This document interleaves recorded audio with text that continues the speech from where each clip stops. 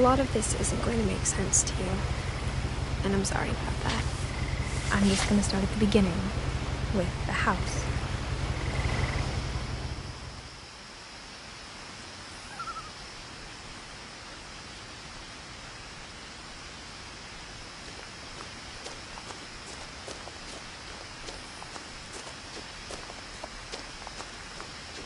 I lived here until I was 11, but I wasn't allowed inside half the rooms.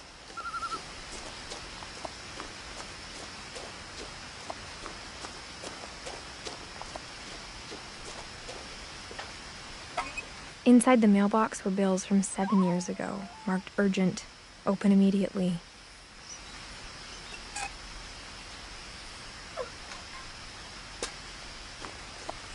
I hadn't been back since my brother Lewis's funeral.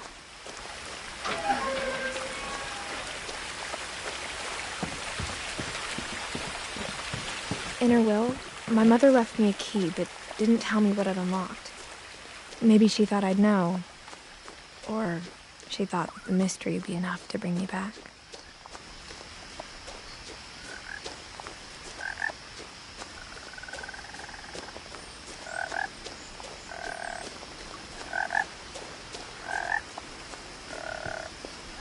The truth is, even after I inherited the house, I never thought I'd come back to it. But now I had questions about my family that only the house knew the answers to.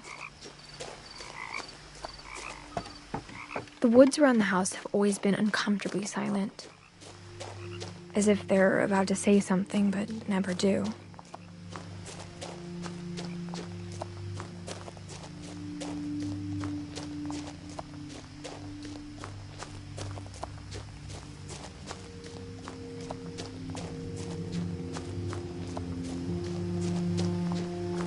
The house was exactly like I remembered it, the way I'd been dreaming about it.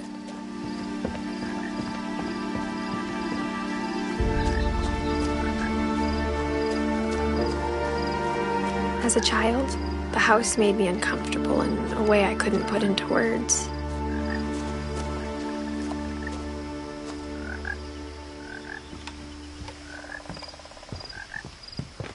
Now, as a 17-year-old, I knew exactly what those words were.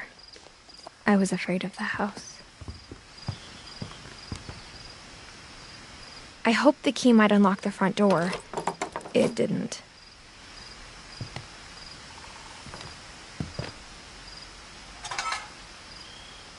Looking in, I felt like the house itself had been waiting for me.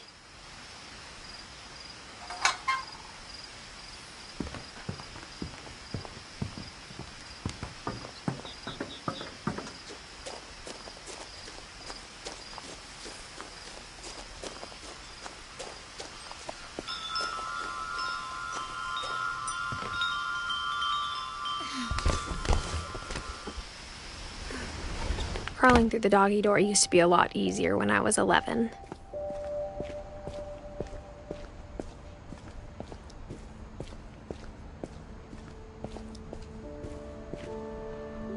The power had been turned off the night we left. For the first time in years, I felt like I was home. But instead of a family, there were just memories of one.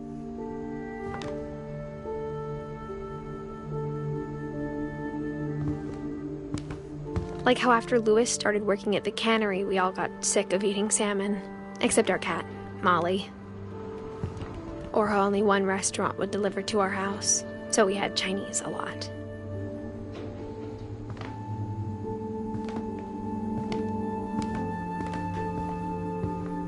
Nothing in the house looked abnormal. There was just too much of it, like a smile with too many teeth.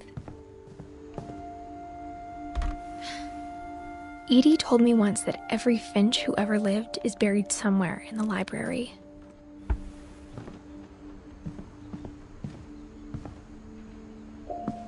After Milton disappeared, Mom sealed up all the bedrooms. Then Edie retaliated and drilled peepholes.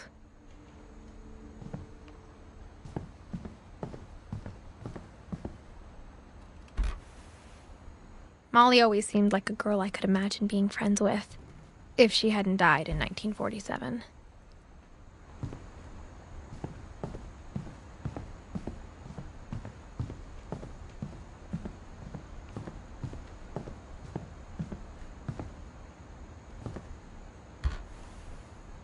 The last time I was in Edith Sr.'s room, I was 10 and she was painting my portrait.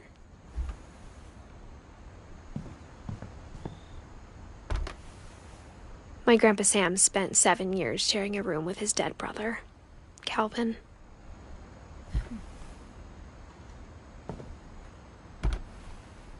As a kid, I just assumed every house had peepholes and sealed rooms you weren't allowed inside of.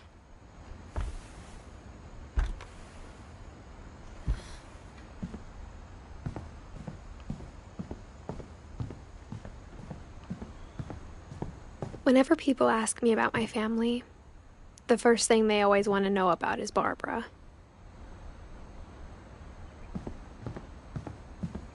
Edie's father, Odin, built the original house. Barbara was a child star for 2 years, until America grew out of it.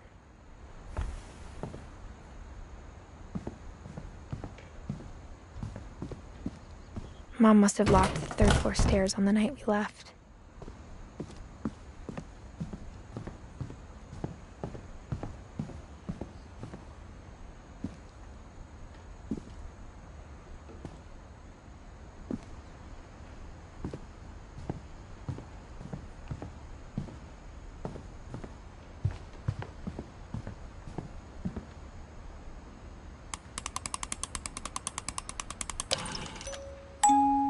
Great-Grandpa Sven built a music box for Barbara, along with the rest of the house. Mom always told me to stay out of the basement, so I wasn't too surprised when the key didn't fit.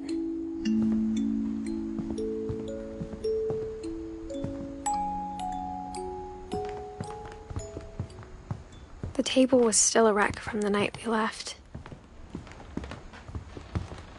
My mom was the only one of us who could imagine Great-Grandma Edie living in a nursing home.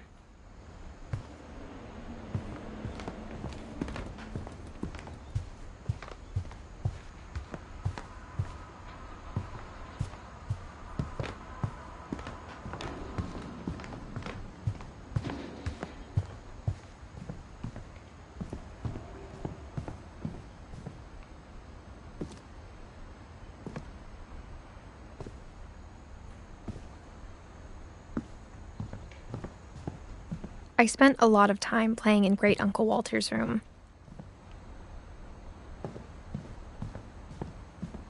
Lewis told me there were secret passages, but I never believed him.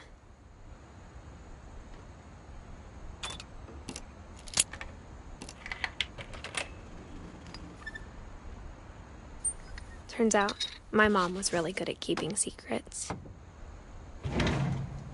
Now it was time to find out what my mom had been afraid of. From the paintings on the wall, it was clear my brother Milton had been here before me. Reading this, maybe it sounds like I had a plan, but I had no idea what was behind that door.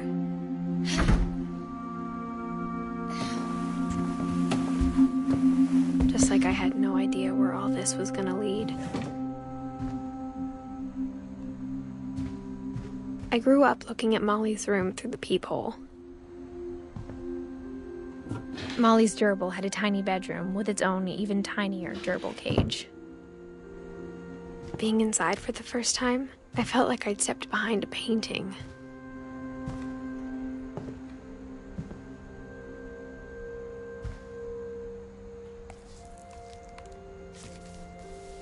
December 13th, 1947. Dear Diary, I'll be gone soon, but I wanted to tell somebody about what's gonna happen. It started when Mom sent me to bed without dinner. I woke up and I was starving, so I looked around for something to eat. The gerbil food was dry, but I didn't mind it.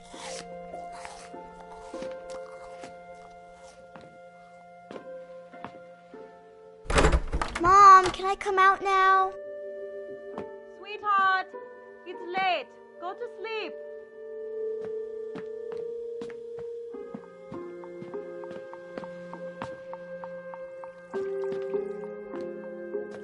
I thought about eating Christopher, but I held back.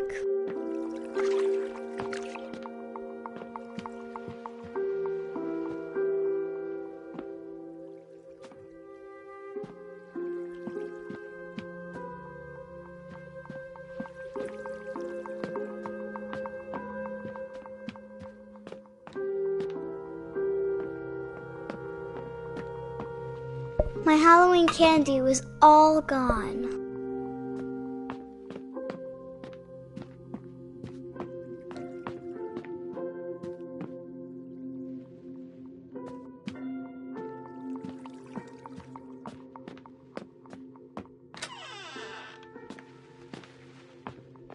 I kept eating and eating.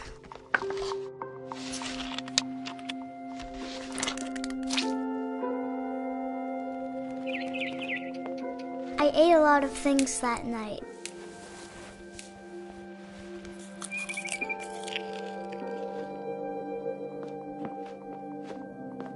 Then I heard chirping outside my window. It was a barn swallow going back to her nest. I reached out for her.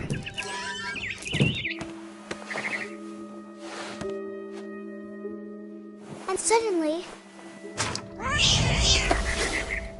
I was a cat. I tried to be quiet, but the bird was really scared.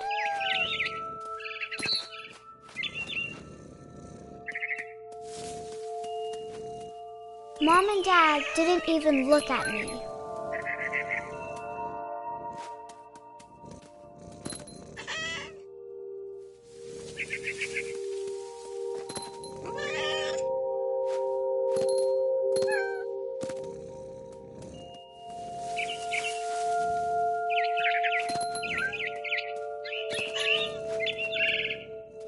I jumped and I almost got her.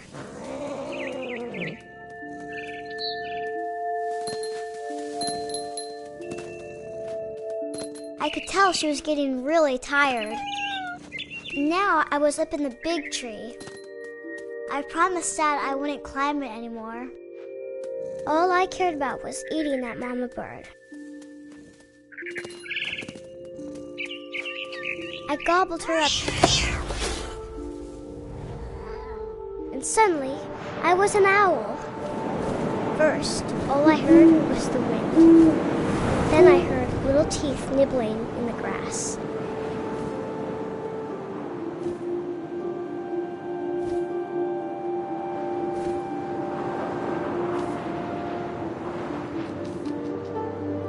Rabbits.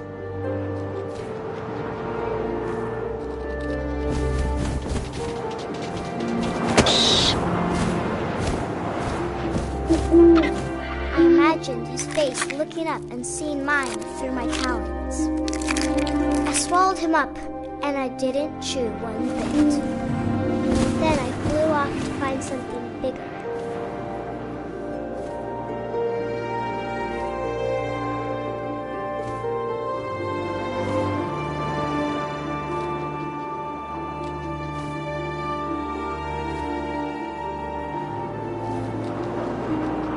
A mama rabbit.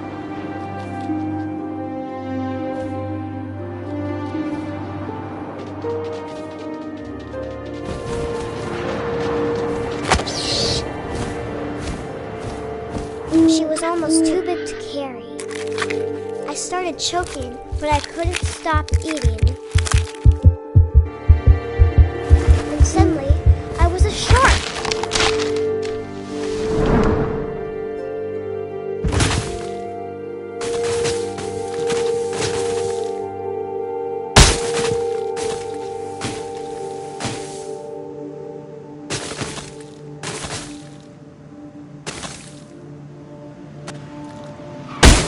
I rolled off a cliff and into the ocean.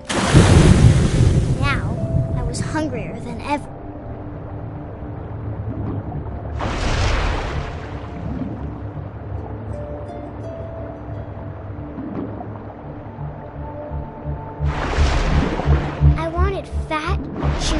seals.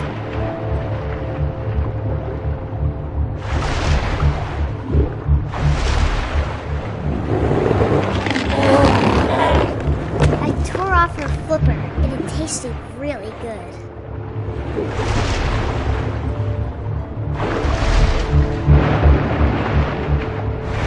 Grabbed on tight.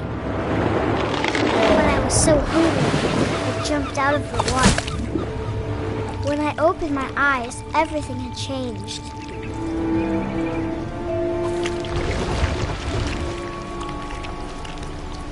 Now I was a monster, and I smelled people everywhere.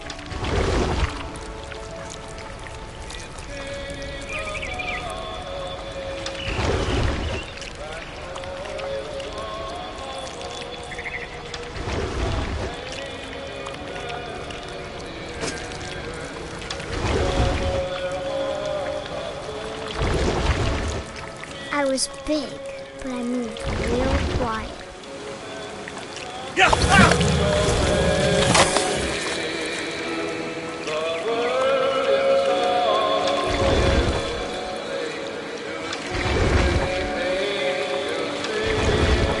I wanted to stop, but also I didn't.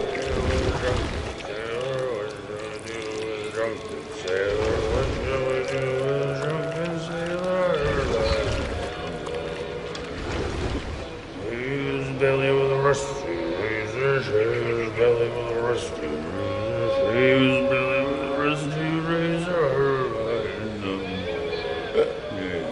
What shall we do with a drunken sailor? What shall we do with a drunken sailor? What shall we do with a drunken sailor?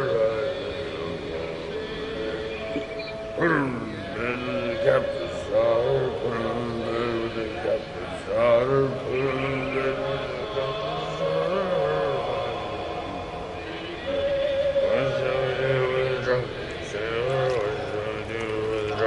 sailor, what shall we do with a drunken sailor? Shuffling along the silver, chuckling along the silver, chuckling along the silver. What shall we do with a drunken sailor? What shall we do with a drunken sailor? What shall we do with a drunken sailor? The scuppers with a hose pipe on him, put him in the scuppers with a hose pipe on him, put him in the scuppers with a hose pipe on him. What shall we do with a drunken sailor? What shall we do with a drunken sailor? What shall we do with a drunken sailor? He-ho, she rises, he-ho, she rises.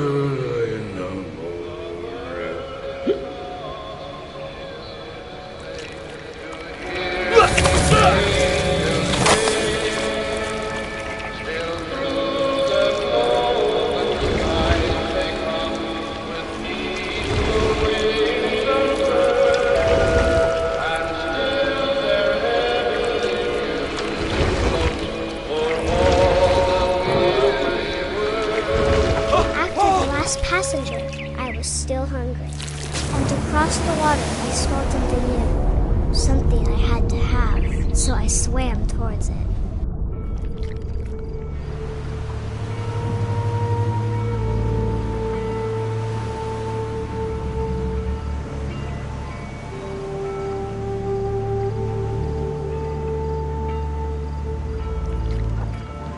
I slithered onto the sand, and the good smell went into an old pipe.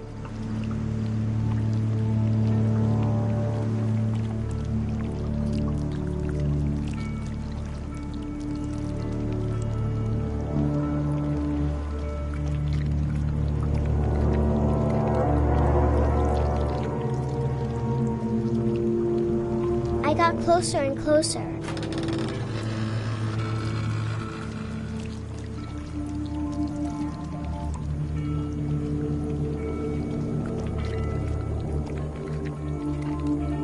All of my stomach started growling. And suddenly, I was me again. I held my breath for a long time, but I couldn't hear anything. I think it's waiting for me to fall asleep. But it's not going to wait much longer. It needs to feed, and we both know I will be delicious.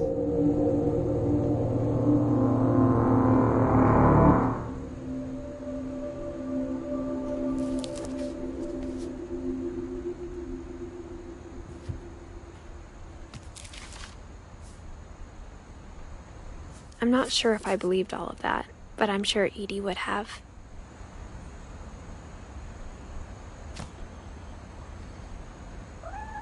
I got the sense Edie had spent a lot of time here, before my mom sealed the doors.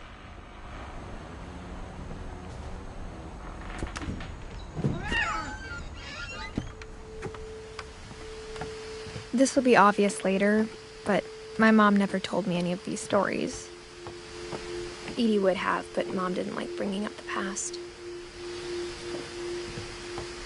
Though, when we adopted a stray kitten, she was the one who named it Molly.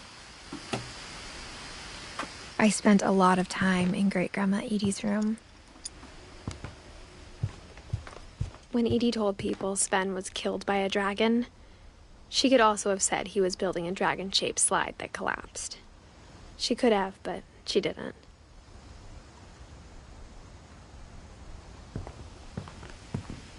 One summer, they evacuated the island, but Edie refused to go. For a few weeks, she was a celebrity. I hadn't thought of myself as Edith Jr. for a long, long time. Edie gave a big interview about a mole man living under the Finch house. My mom was furious.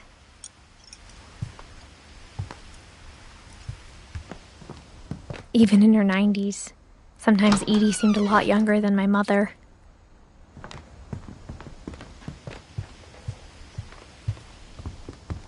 Her room was like a museum. For 500 years, the Finches have been famous throughout Norway for their fortune and misfortune. Odin Finch buries the latest victims of the family curse, his wife Ingeborg and their newborn son, Johan. On January 7th, 1937, he set sail with his family and his house, hoping to leave the curse behind. But 40-foot waves off the coast of Washington send the house and Odin to the bottom of the sea. Odin's daughter Edie, with husband Sven and baby Molly, step ashore on their new home, Orcas Island. Odin Finch is the first to be buried in the new family cemetery. His daughter Edie is already dreaming of a new Finch house.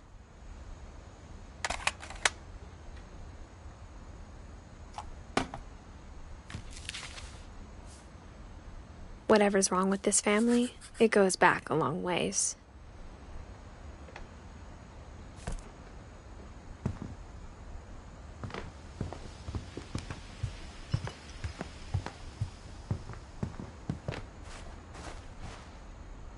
The only trace Grandpa Sam's first wife Kay left on the house was the pink bathroom. It was a pretty big trace.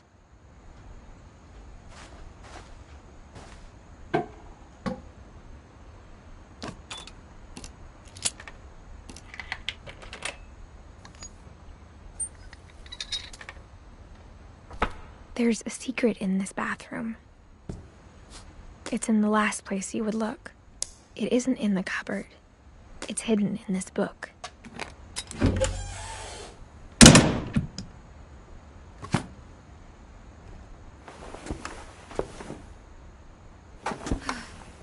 Sven gave Sam an old camera he'd refurbished. He never put it down.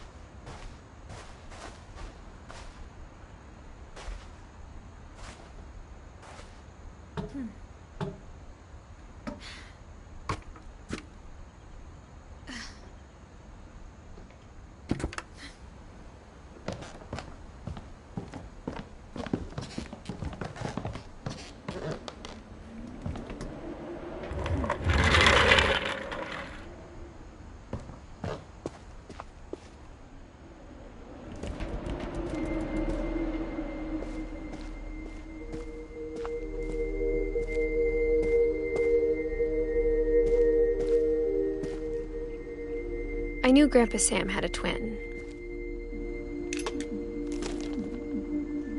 and that he never talked about him. I guess my grandpa didn't like history any more than my mom did.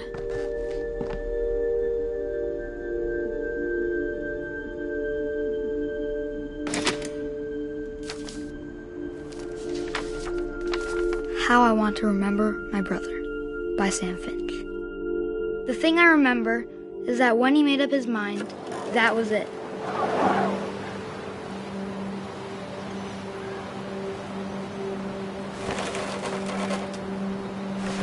My brother said he'd die before he ate another mushroom, and he did. At Barbara's funeral, we swore we'd never be afraid again, and he wasn't. I think Calvin always wanted to fly. Sam! Calvin! Dinner's ready! Coming! But that day, he finally made up his mind to do it. I told him going around was impossible.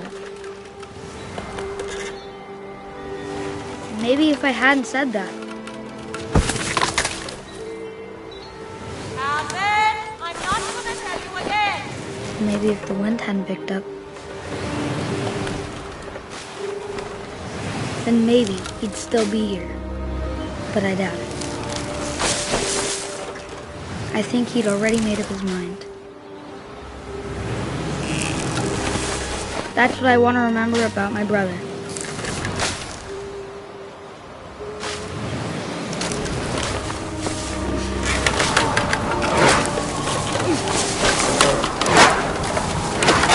The day he made up his mind to fly. And he did.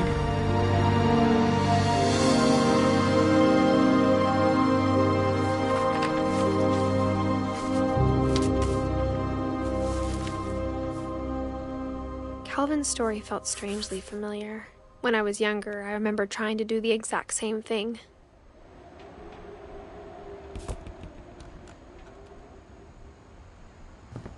After the funeral, Edie roped off Calvin's half of the room.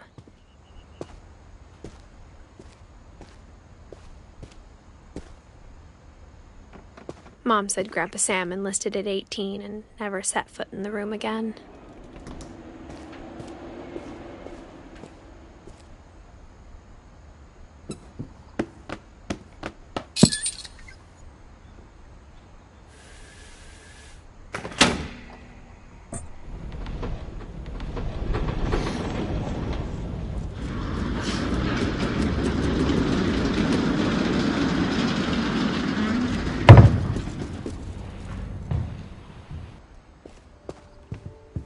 The passages were a pretty tight fit.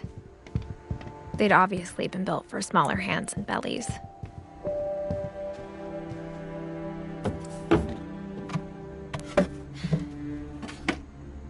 Growing up, I always thought of Barbara as a child star.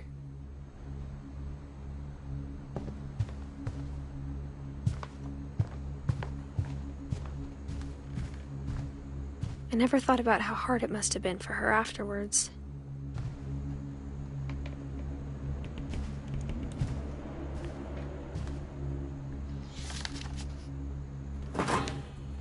Of all the stories people wrote about Barbara's death, I'm surprised Edie saved this one.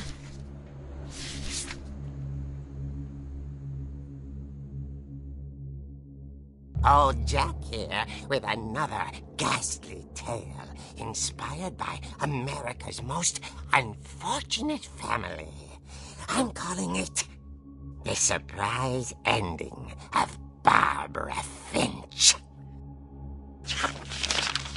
As a child star, Barbara was famous for her scream.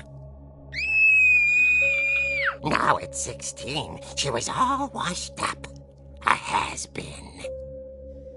But in a lucky break, she'd been asked to perform her signature scream at a local convention for monster movie fans.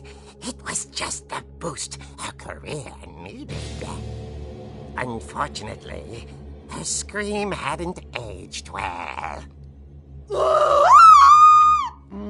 Getting better. I think you just need the right motivation.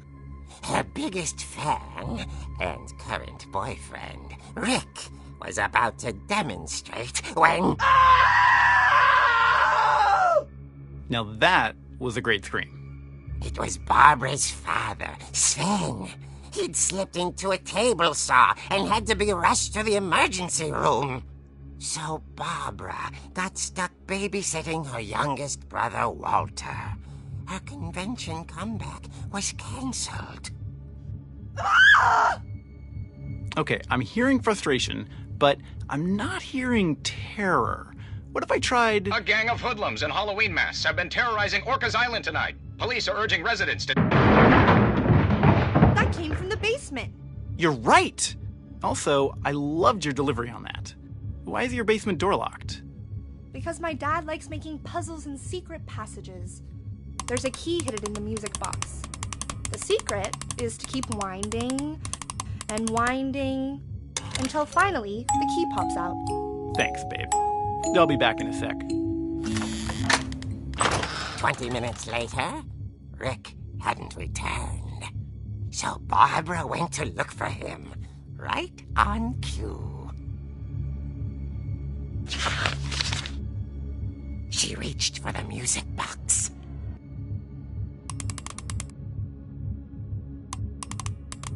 And as she wound the key, she listened for Rick, but the house was silent.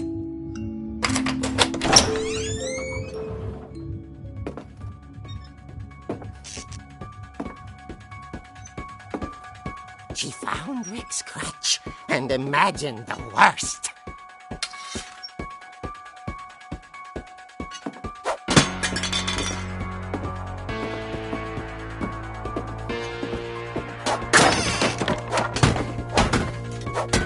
The gang's leader is the infamous Hookman killer, Dr. Carl Hamill, who impaled and then ate his family 10 years ago tonight.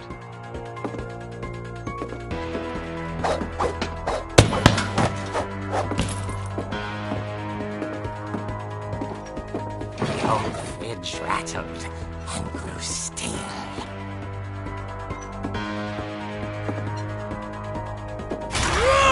Oh dear! Oh! Rick? Barb, relax. I was just trying to scare you to help you find your scream. Well, I'm not scared, Rick. I'm furious. Then act furious. All I'm getting from you now is that you're hurt and confused and you... She threw him out, but she kept a little something to remember him by. Barb, have you seen my other crutch? And she was still holding it when she fell asleep watching the late picture show. Hours later... Barbara! Walter, what's going on up there? Ah! Okay, I'm coming up, but if this is a trick, you're dead, Walter.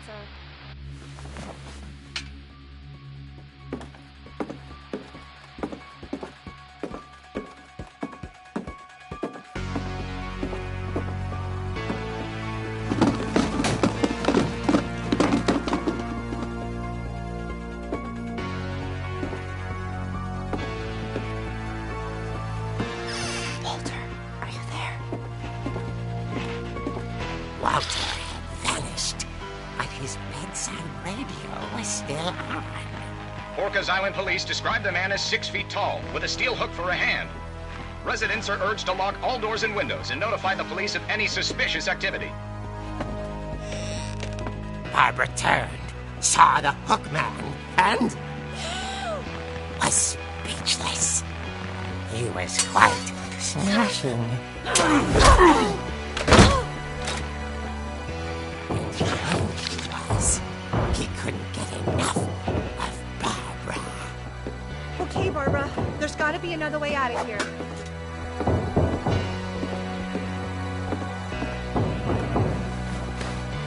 That night, she played her part beautifully.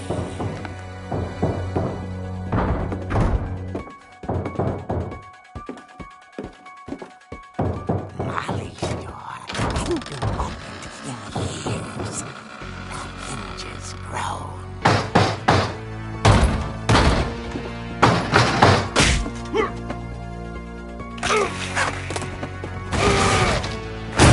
He wasn't moving, but she sensed the story might not be over yet.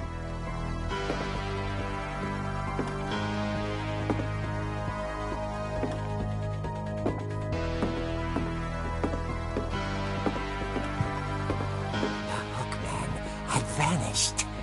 She listened for his breathing, but all she heard was...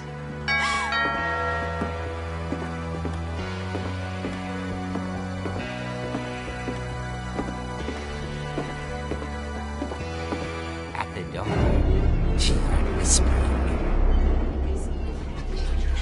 It was coming from inside the house.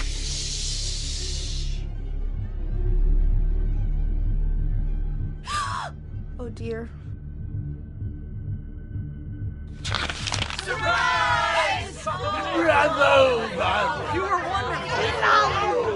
monsters had come to surprise her. For Barbara, it was a dream come true. Then she saw what kind of monsters they were, and she realized what was about to happen. She was going to be famous. And with her final breath, Barbara Finch gave the performance of her life.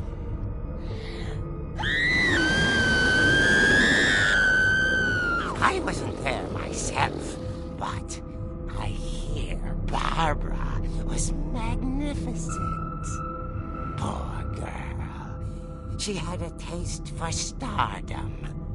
But unfortunately, so did her fans. Of course, the police blamed it all on poor Rick, who disappeared the same night. And little Walter, hiding under his bed the whole time. He took it all pretty hard, but that's another story. As for Barbara, the music box is all they ever found of her. Her ear. Now that's what I call a real eerie tale.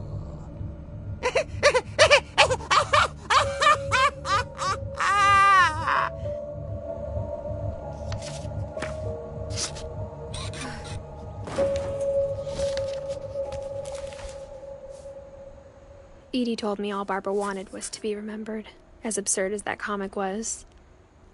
Maybe what Edie saw was a happy ending.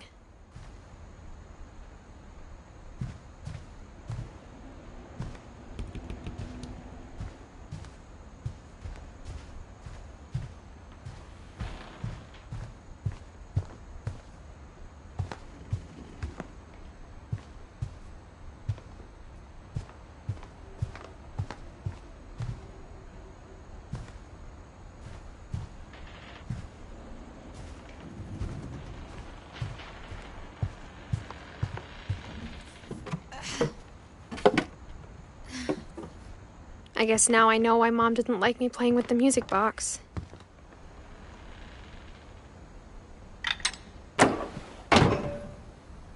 It's funny. All those times I played with the music box and never found the basement key.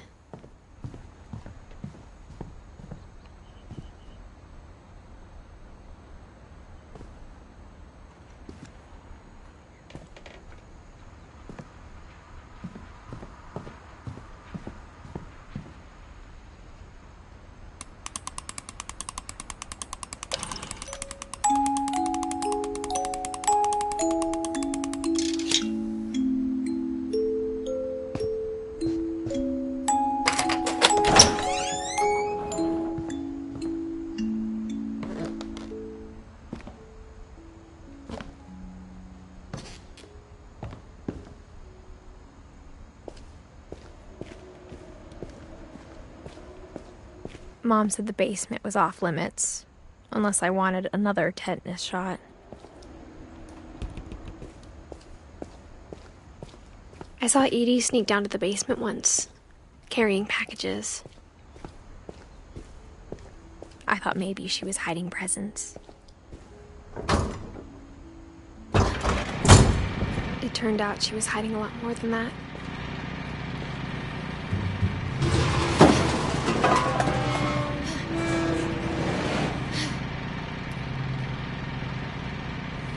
I remember asking Mom once about where Walter had gone. She said after Barbara died, he got as far away as he could.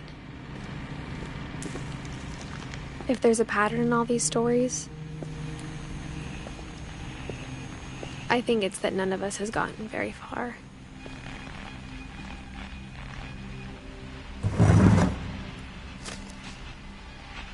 Goodbye, everyone. I can't believe I've been down here for 30 years. On that first day, after the shaking started, I didn't think I'd survive a week.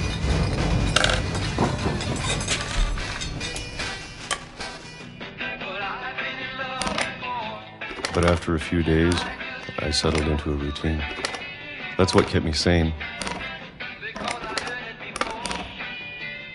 Having a schedule, living for today. I always expected to be dead tomorrow. But if you wait long enough, you get used to anything.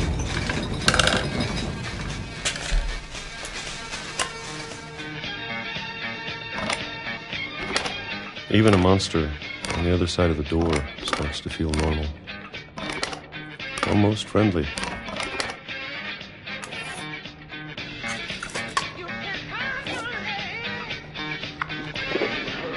And then one day, everything just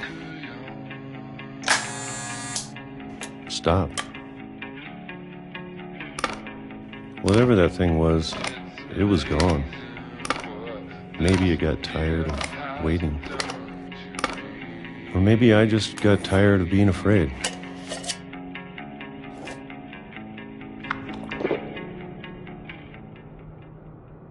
It's been a week now, the longest in 30 years. I'm done waiting. I have to leave while I still can.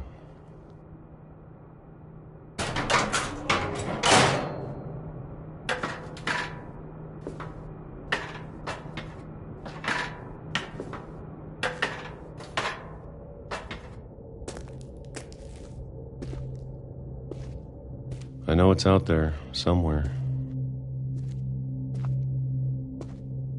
Whatever killed Barbara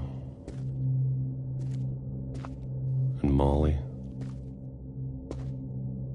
and Calvin. Maybe this is all a mistake. But I need to stop living the same day, even if it kills me.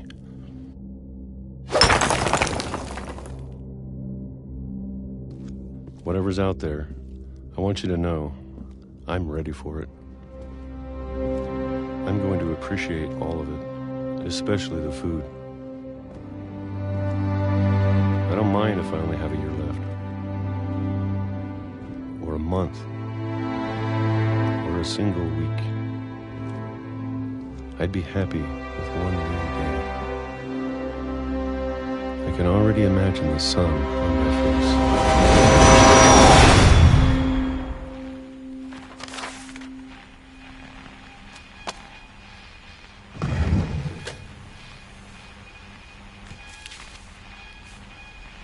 Walter died when I was 6. I can't believe my mom never told me he was down here.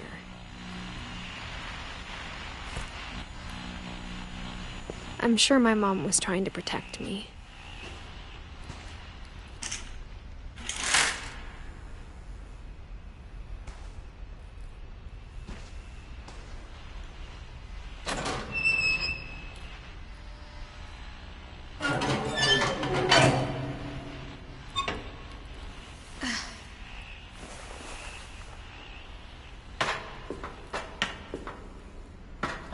Maybe she was afraid I'd end up like Walter.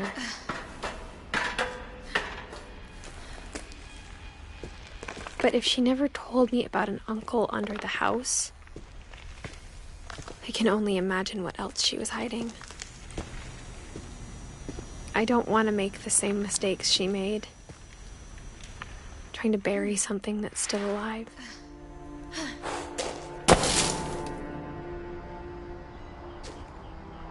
Now that there's only one of us left, or maybe two, I thought it was time I heard the stories for myself and found out what happened to everyone else. But now I'm worried the stories themselves might be the problem. Maybe we believed so much in a family curse, we made it real.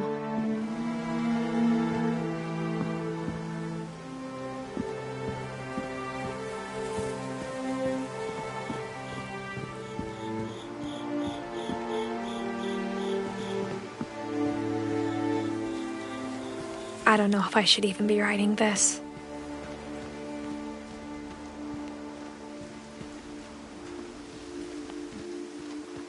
Maybe it'd be better if all this just died with me.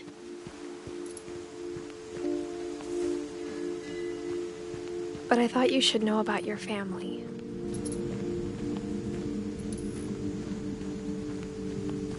And the history you're a part of. Though to be honest, I feel as lost as you probably do right now.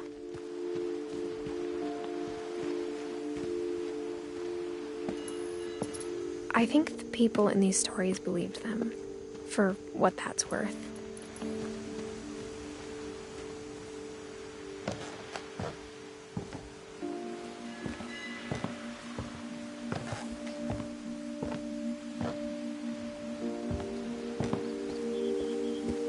And when you look at the house, that history of imagination and stubbornness and madness, any of it seems possible.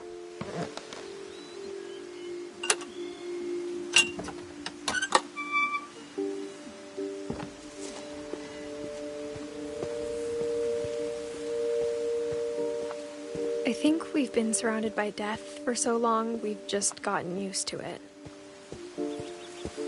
What kind of family finishes building a cemetery before starting the house?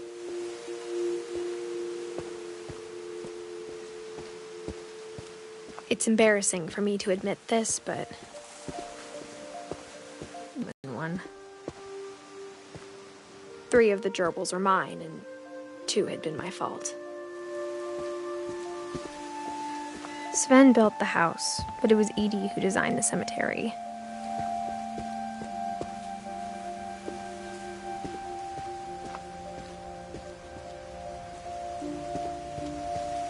I'm sure Odin's monument had been Edie's idea.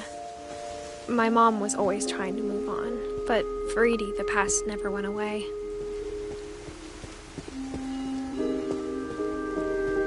She could see it poking out of the water at low tide.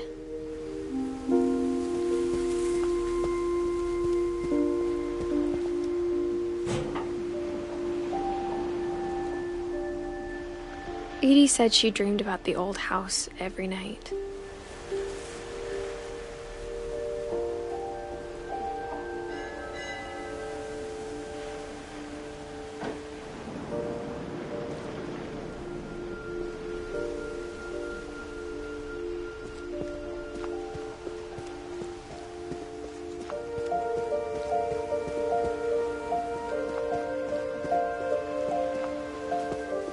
Edie's side was always easier for me to understand. But the older I get, the more I can see where my mom was coming from.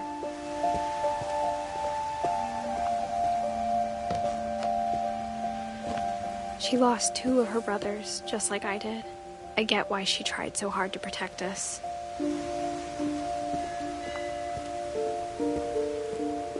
There's so many things I wish I could ask my mom now.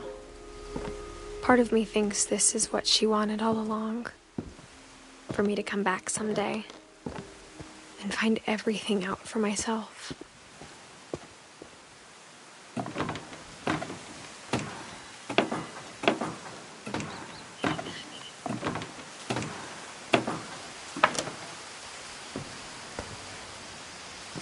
looking back on it now,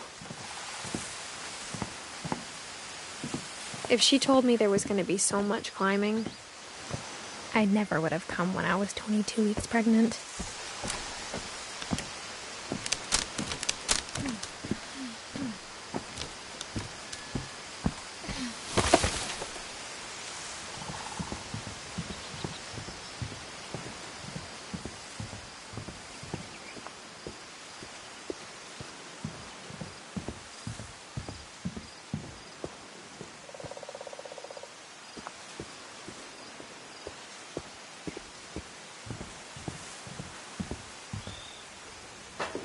I never met Grandpa Sam, but I think he and my mom had a lot in common.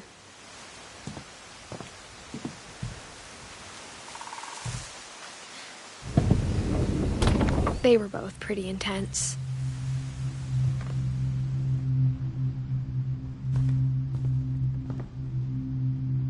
Sam spent his life shooting photos, but Mom said he got nervous being in front of the camera. I guess we're all afraid of something.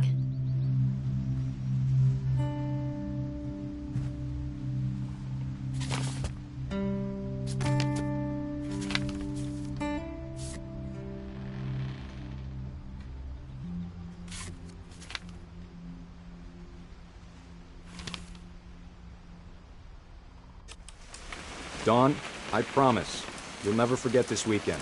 Yes, sir. These memories are gonna last a lifetime.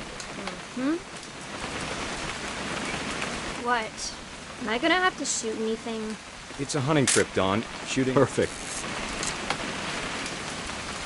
It's gonna rain the whole weekend, isn't it? I will never forget this weekend, Dad. That's the spirit. Okay, got it. I'm gonna take some pictures, okay? Just be careful. That camera's older than you are.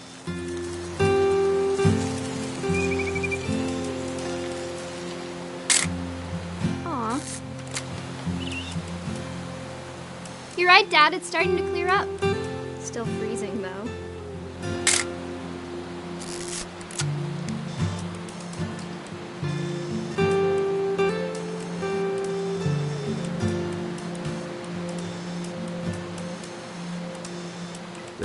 Not have drunk all that coffee. Hey! That's a keeper. Hold still while I take a picture of you. I'm just saying, I'm not always gonna be here, Dawn. You'll need to remember this stuff, if you want to survive. I'll be fine, Dad. You know who else thought he was gonna be fine? Some guy who died. Dawn, I'm being serious. I know, Dad. You're always serious. Doesn't being out here make you want to chill out? Well, to tell you the truth, I haven't been out here in 20 years. Dawn, don't you think you could find something more interesting to photograph? Last time I was with my brother Calvin. Man, that was a great trip. Your grandpa Sven taught us how to fish, how to build a fire.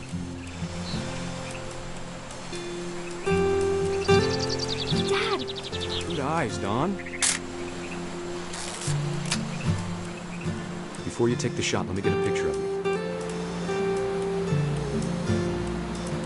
Dad, I... Just breathe. Turn off your imagination. Focus on your target.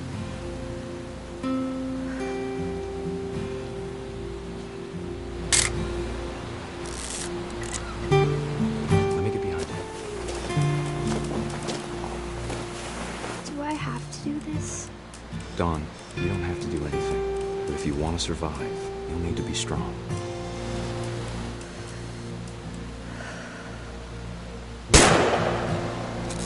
Great shot, Dawn!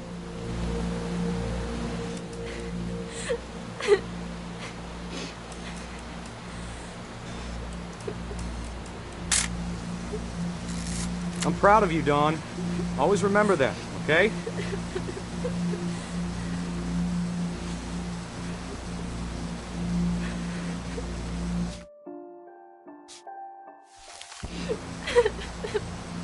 Sorry, Dawn. Just gotta reset the timer.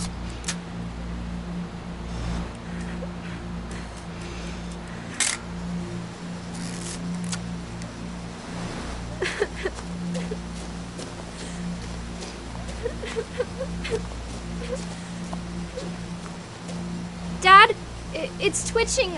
I think That's it's totally normal, Don. Just focus on the camera. Try not to think about... Dad!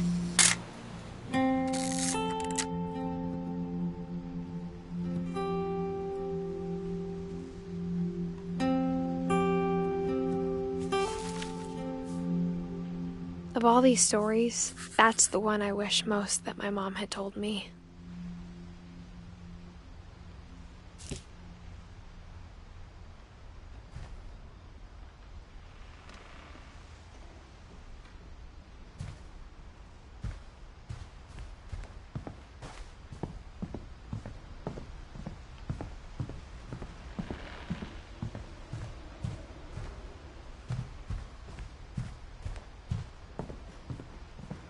Instead of hiding from death, Sam seemed to go out of his way to meet it.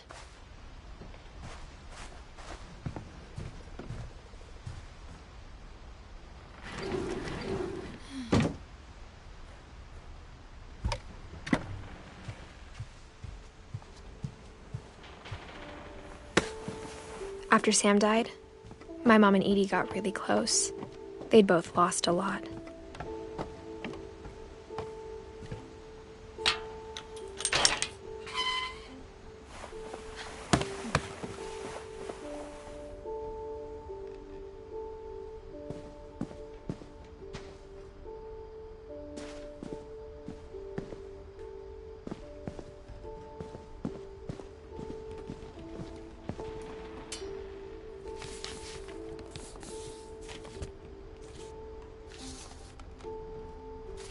Dear Kay, do you remember the way Gregory used to laugh when he thought he was alone? Like something funny was happening, but only he could see it.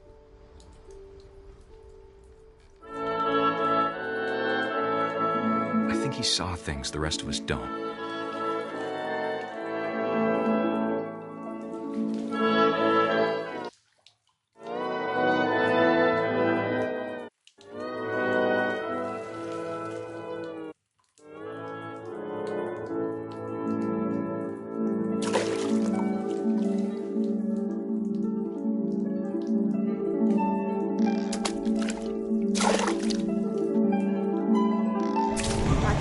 Gregory, it's time to...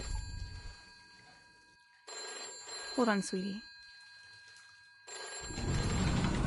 Hello? Sam, I told you I don't want to talk right now.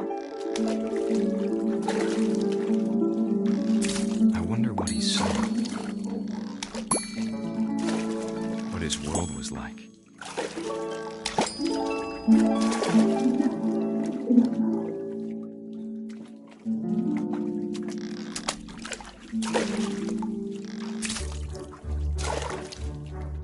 You reminded me so much of Calvin. Lost in his imagination. Whatever it was, he saw.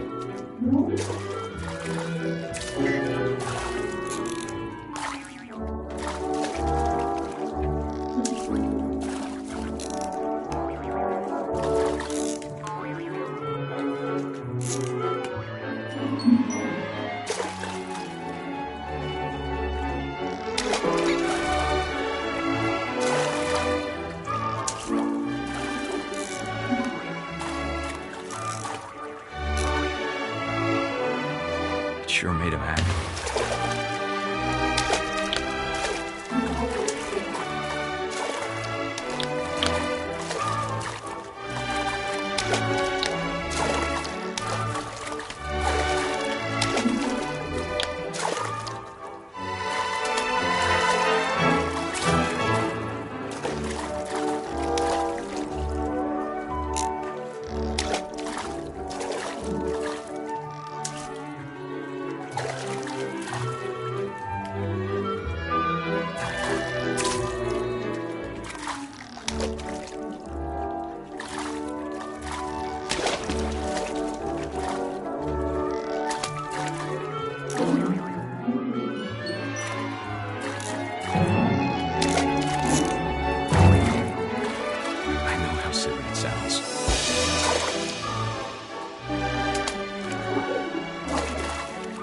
I worried about a baby being too happy.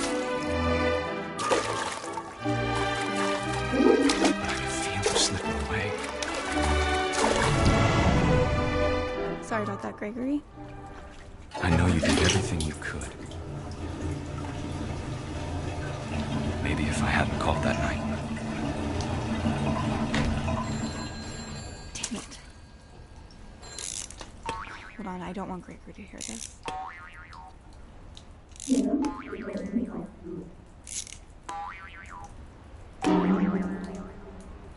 I wish he could have told us about the world he saw.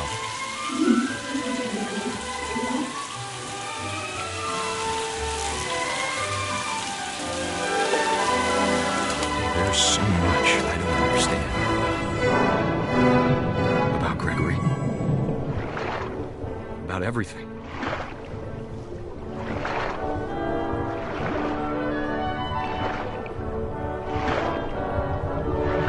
But I know what happened wasn't your fault.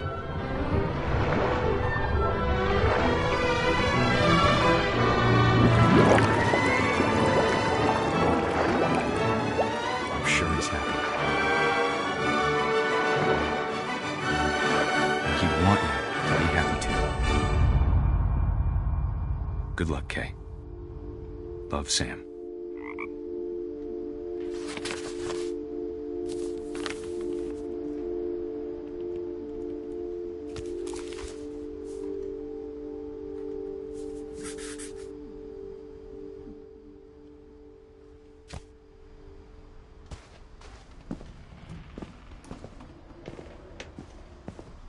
I can't imagine my mom ever writing poetry, and yet...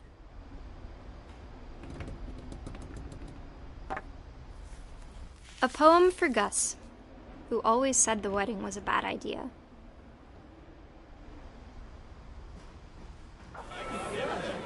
Our father never hit us kids, at least not very hard, before the day my brother said with teenage disregard that he'd be dead before he'd see a wedding in our yard.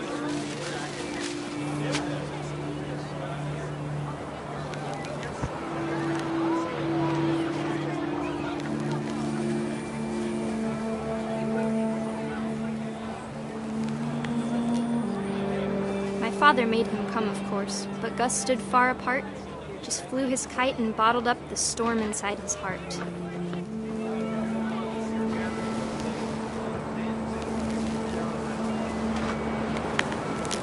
I tried to talk him out of it, but though he'd never met her, we don't need a stepmom, were the words that I now pronounce you husband and wife. You may kiss the bride.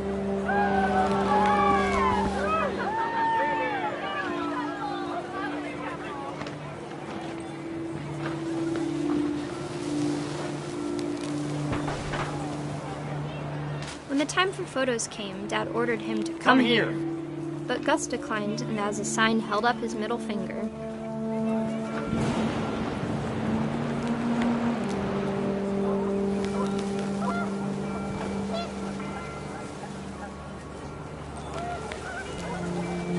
The wind picked up, and panicked geese appeared and quickly went. But all the humans did that day was go inside the tent.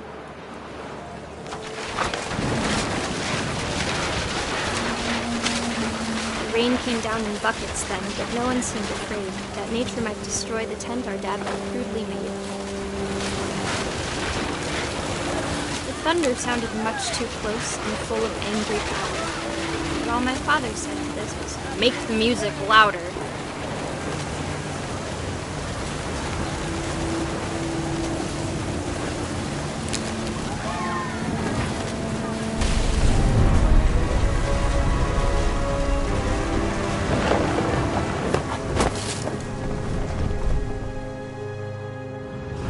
I wish that I could truly say I thought about you on that day. Out there on the beach alone, just you, the wind, the sea, and foam. But I didn't, until we found you.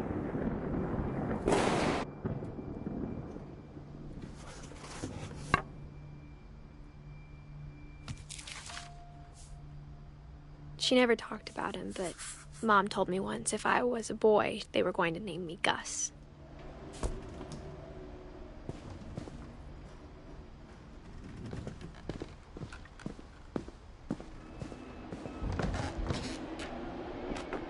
My mom moved up to the loft after her brothers died. At the time, it was as far away as she could get.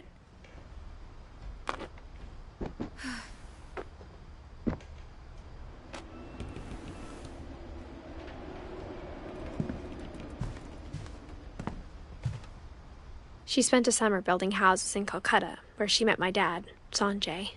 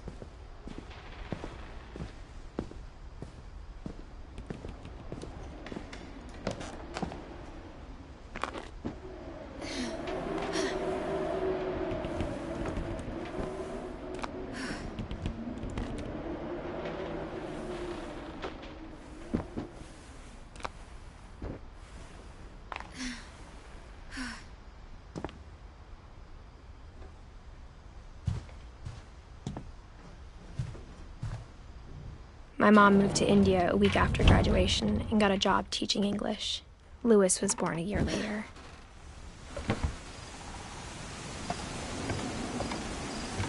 When my dad died, I don't think Mom knew where else to go. I'm sure Edie was happy to have her back. And to see kids in the house again.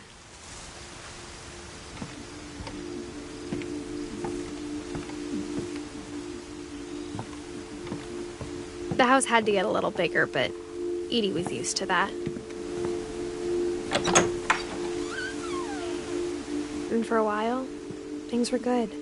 Almost normal.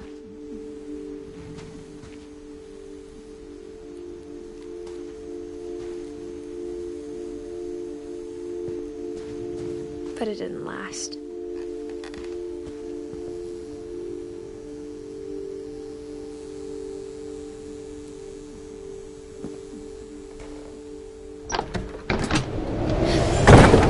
The beginning of the end was Milton's 10th birthday, when Edie gave him a castle.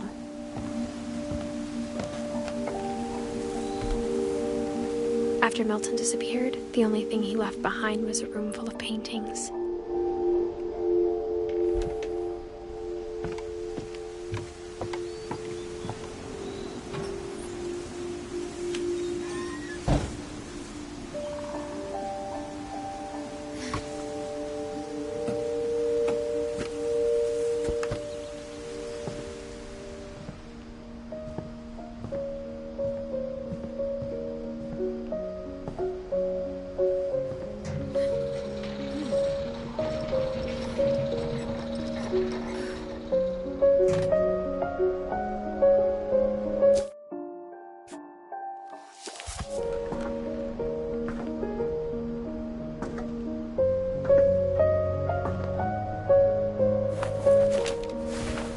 Milton Finch in The Magic Paintbrush.